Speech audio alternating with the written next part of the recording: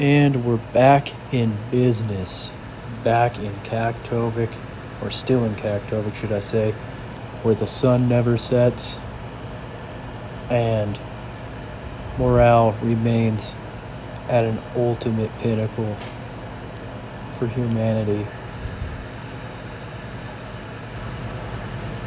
Now this time it was summer, so I didn't get lucky enough to witness any Nanuks roaming around, aka polar bears, but I did, however, see some evidence, some remnants of the old guys, the old legends. There's a skull. Anyways, back to the generator overhaul. And getting the old gal stripped down to the bones, so I could put some respect on her again after a long 98,000 hours of running time. And I got the old soft coupling removed there. Now I'm just doing a routine cleansing of the piston cooling jets, making sure all the orifices are flowing, and lining them up, making sure none of them are bent. Now the humble citizens of Kaktovik really love whales, and they fed me some of this muktuk. This bowhead whale was so good, and I got to participate in the blanket toss for the 4th of July festivities, and toss this old granny in the air on a blanket. Hey, G-land, nice and slow. So as G-land it, keep going. Yep. Ready? 1, 2, 3. Oh! And there was a lot more games. Here's the women's cross country event.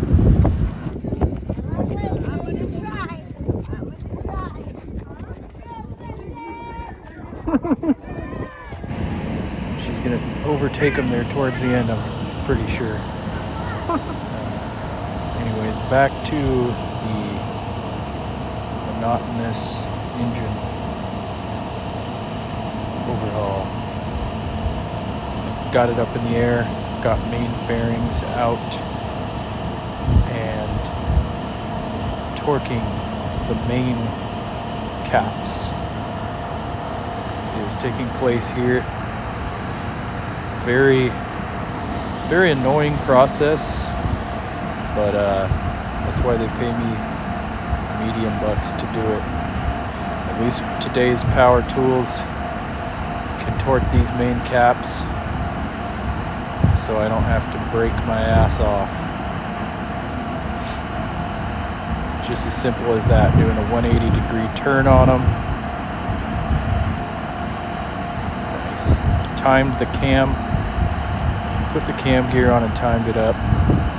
Put in a new rear seal.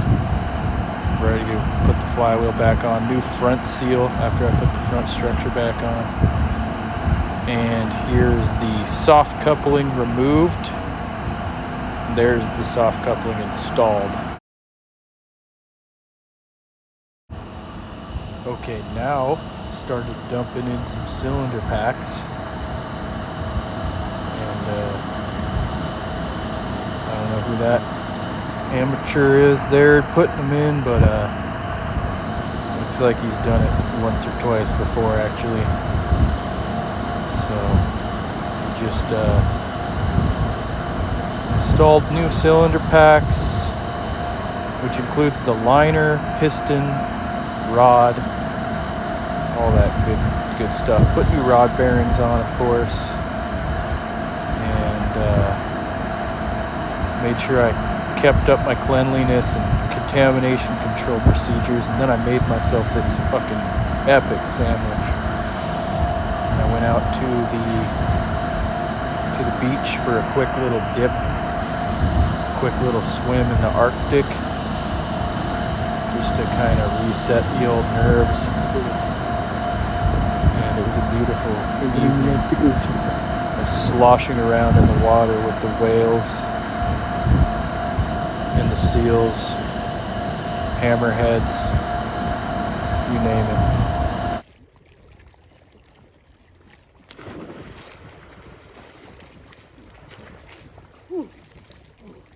Cool.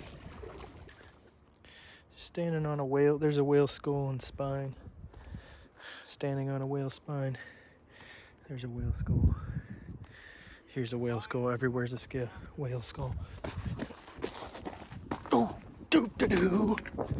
Another whale skull. Yes. Fuck yeah. Oh, oh.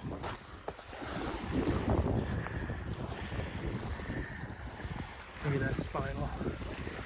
Oh, crazy. And in case you're wondering, this is the whaling bone pile for the locals to drag all the bones out to the end of the sandbar here for so the polar bears don't just well, that way they roam around out here instead of in town.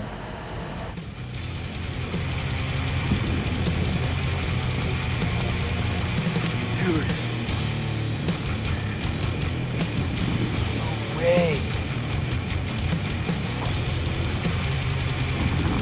No way. Chill polar bear arm.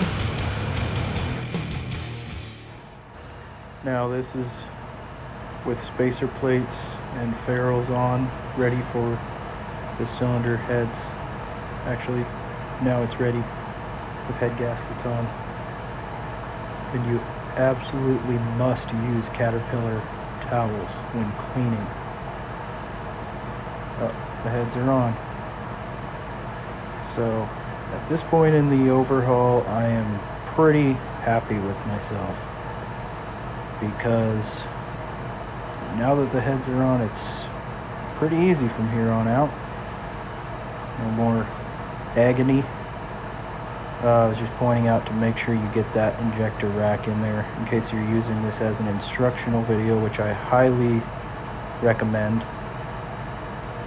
After watching this, you should be able to build a Cat 3500 on your own. And I'm up here crawling up to bleed coolant out after I filled up coolant. Bleed air out of the cooling system out here in the radiator room. It's a fucking nightmare. But I got it all filled and bled the air out. And I got sprayed with coolant multiple times.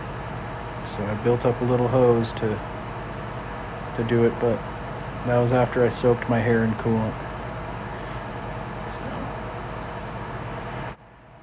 And we're ready for a startup. Just unsecured the lockout tagouts. Now it is ready, or at least after I went and figured out a few more things that they locked out,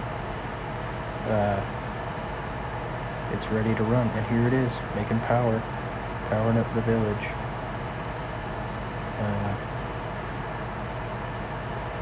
550 kW. It's a 910 kW gen ed, and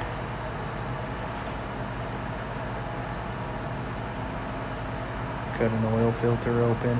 No debris or metal shavings, much to my liking. And here's the final result of a $250,000 overhaul.